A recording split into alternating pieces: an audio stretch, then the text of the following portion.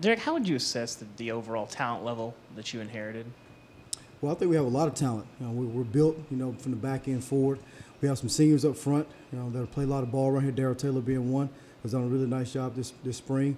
Daniel Batuli in the middle has done a really good job quarterbacking the defense, getting us lined up, getting in and out of checks. Has done a really good job leading by example. And then if you look at the back end with Nigel Warrior and Balin Buchanan, although Balin is out this spring dealing with some circumstances, both those guys are out there every day being consistent leaders, and we have plenty enough talent to be successful on the defensive side of the ball. Other questions? Blake and Steve? Derrick, what did you learn from your year working with John Gruden? Oh man, learned a lot. Coach Gruden he's a ball guy. Everybody knows that. He's very intense, very thorough in his preparation and how he goes about his business. So I learned a lot about how to build a team, how to run a team, how to manage a locker room through the highs and lows of our seasons last year. So I would say I learned a lot from him. I consider him one of my friends. We still talk on a daily basis and stay in touch very closely. Yes, about Gruden. I'm just wondering, in general, having an NFL background, having an SEC background as well, how much does that help you in your current role, do you think, the fact that you can tell these players about what it's like in the next level and having been coached against some of these teams in the past? Well, I mean, if we're recruiting the right guys, all the guys that come here and that are in our program now, all of them have goals to go to the next level.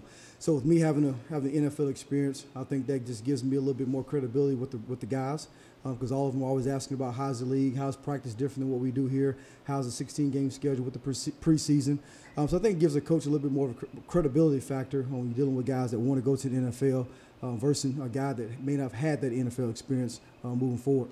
What about the SEC background as well? Does that help you? I think it helps because most of the guys in our room on all sides of the ball, I've recruited a lot of those guys, from D'Angelo to Nigel, Balin, a lot of those guys, Derrick Taylor. We've all known those guys for a while. So coming back here, there was not any new faces, so to speak. It was just me getting acclimated on how these guys have matured in the year that I was away from college football. So it's been an easy learning curve. Wes and Jesse?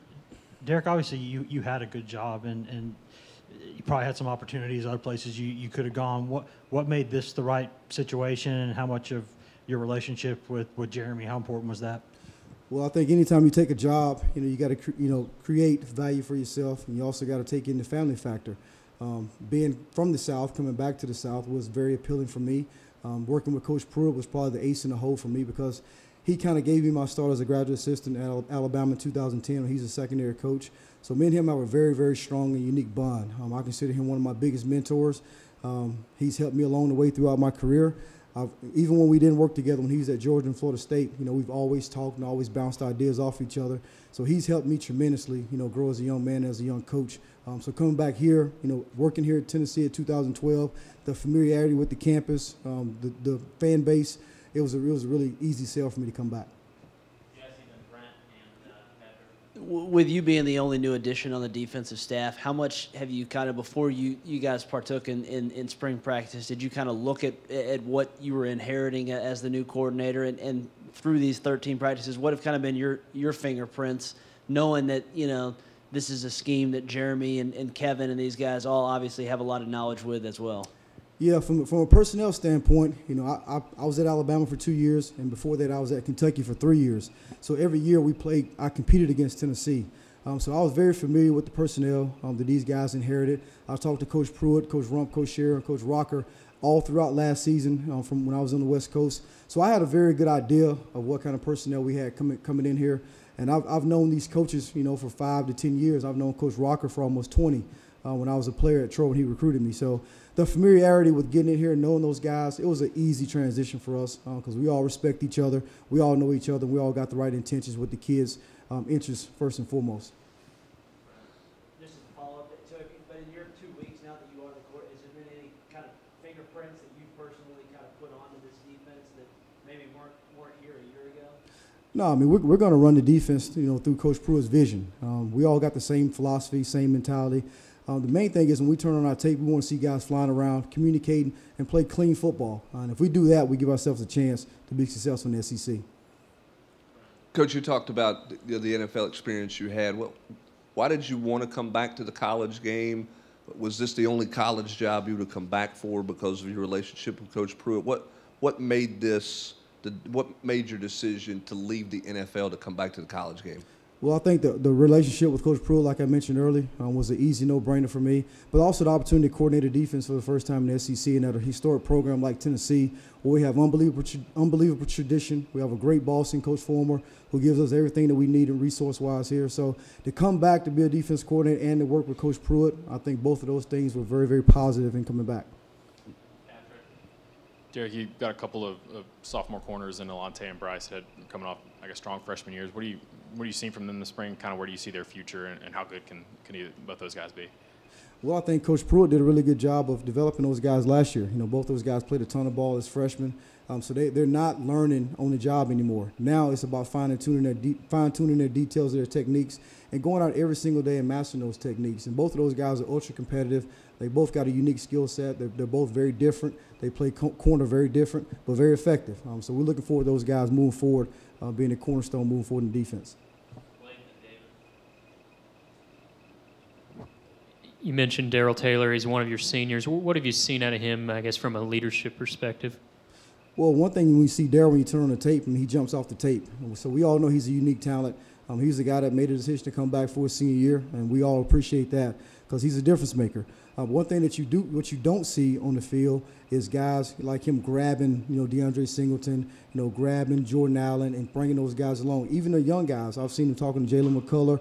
I've seen him high-fiving Warren Burrell, being positive with the young freshman that we got back there. So that kind of leadership, that kind of flavor is very contagious. And as coaches, you want to always build on that and always promote that kind of leadership. Derrick, do you think you'd have taken this job without the ability to call the defense? And what did you think about Jeremy's willingness to give that up? Well, I think it shows that he trusts me. I think it shows that me and him have the same, kind of philosophy and see things the same way. This is Coach Pruitt's defense. I'm just going to do a great job of trying to get it the way he wants it. He's going to let me call the plays, which is very, very valuable for my growth. And we're going to try to do the best job we can as a staff to make sure we have success on defense. You inherit a defensive line that really, other than Emmett Gooden, didn't play a ton a year ago through, 2/3 of spring practice. What have you seen from that unit, and who's kind of maybe, caught your eye? Well, I think it starts with Coach Rock up front. Coach Rock comes to work every day. He's the first guy in the building. He coaches those guys with a lot of passion. So you can see that passion trickle out throughout the players. John Mincy's done a good job of developing. Didn't play a whole lot last year, but he's a guy that's out there kind of working hard every day to kind of master his ability. You talked about Emmett. Emmett's been kind of a rock inside. And we got a slew of other guys. Butler's done a really good job inside. Aubrey Solomon, is working hard to trying to master his position. So all those guys are working hard. We just need those guys to continue to work hard throughout the rest of spring and throughout summer and come in fall camp ready to go. Any other questions for Coach? Ryan? Derrick, just the first few days of seeing D'Angelo Gibbs back in the secondary, what are your early impressions of him back there on that side of the ball? Oh, man, I love it. I've known D'Angelo. We call him D-Lo, short for D'Angelo. I've known him since his 9th grade year.